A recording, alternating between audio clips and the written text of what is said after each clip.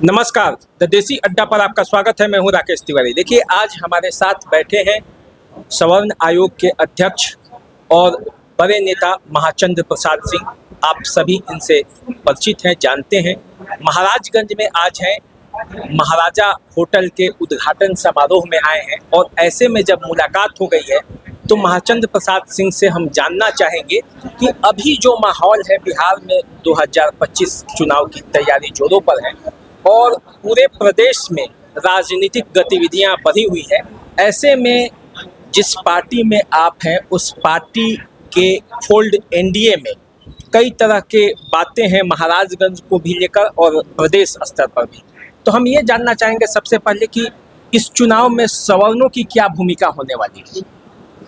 देखिए, सवर्ण समाज तो 100% एनडीए के साथ खड़ा है और चुनाव में बहुत कुछ दिखता नहीं है। एक तरफा चुनाव होने वाला है। हमारे एनडीए के नेता माननीय नीतीश कुमार जी हैं, उनका काम दिख रहा है। देश का नेता और विश्व के नेता मैं कहूँ माननीय नरेंद्र मोदी जी हैं, उनकी सोच, उनका विचार एक एक घर तक पहुँचा है। उनके द्वारा योजनाओं का लाभ एक एक घर तक पहुँच चुका है। ये बहुत प्रॉब्लम 2025 चुनाव दिखता नहीं है। कोई एक तरफा चुनाव होगा। टारगेट फिक्स हुआ है 225 का। मैं समझता हूँ उसके आसपास या ऊपर ही सीटें जाएगी, क्योंकि लोकतंत्र काफ़ी मजबूत है, बड़ा मैच्योर्ड है। लोग चाहता है कि जिसको वोट दें वो व्यक्ति जीते। देखिए सर, एक एक व्यक्ति के दिल दिमाग में रहता है कि वोटर का कि वोट की जिसको दे रहे हैं वो चुनाव जीतने की स्थिति में है कि नहीं। आमने सामने चुनाव है। महागठबंधन एक तरफ है, एक तरफ एनडीए है। हम ये जानना चाहते हैं, महागठबंधन ने लोकसभा में देखा होगा, बड़ी हल्ला किया कि मोदी जी जीतेंगे तो संविधान समाप्त हो जाएगा, मोदी जी जीतेंगे तो आरक्षण समाप्त हो जाएगा। मोदी जी का तो कलेजा लोग ने देखा। सवर्ण के नाम लेने में देश में कोई हिम्मत नहीं करता।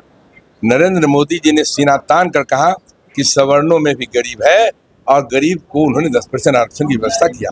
तो ये हम समझते हैं ये देश विश्व का रिकॉर्ड है।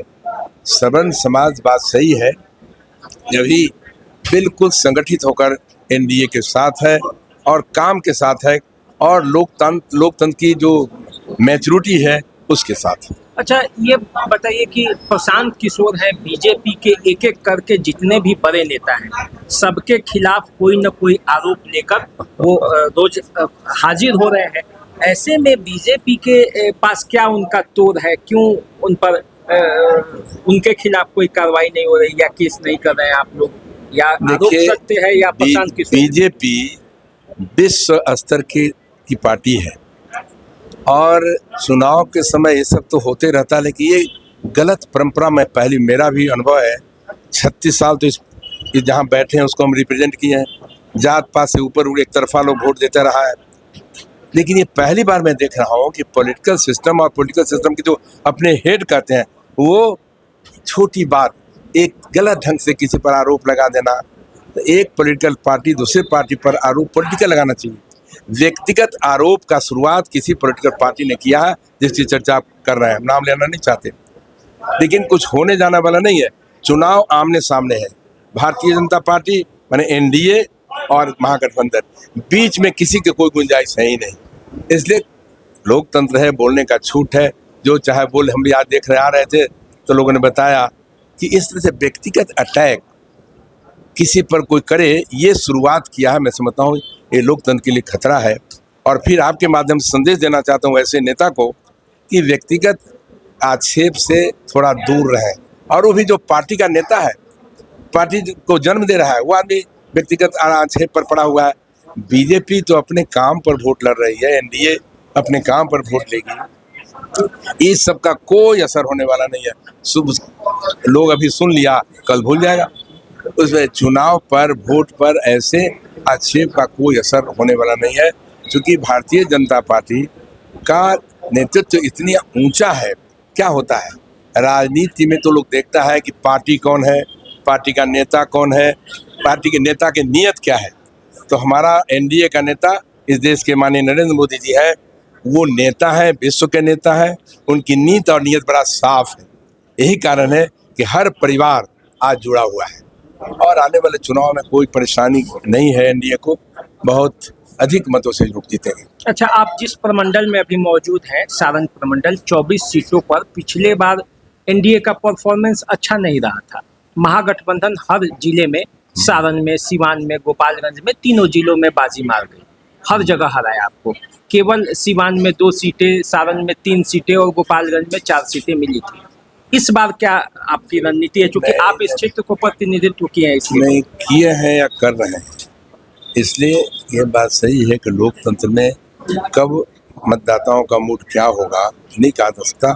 उस बीच में हम नहीं जाना था क्यों हारा, ये तो समीक्षा पॉलिटिकल पार्टी किया है, उसी समय कर लिया कि क्यों हारा क्यों जीता। अभी की स्थिति मैं जानता हूँ कि अभी की स्थिति इतनी मजबूत है एनडीए की कि टारगेट से ऊपर आएगा, नीचे नहीं रहेगा।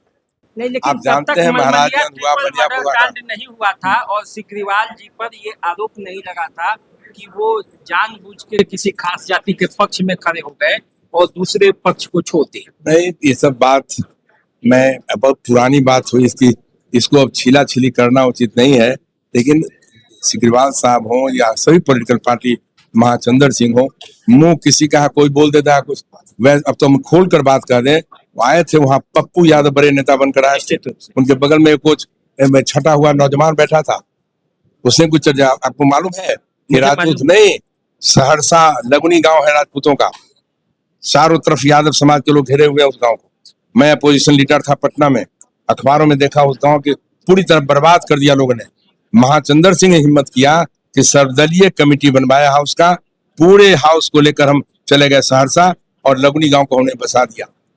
पूरे शासन प्रशासन पूरी प्रशासन को लेकर गए। आज लोग याद करता है, हम तो भूल भी गए थे।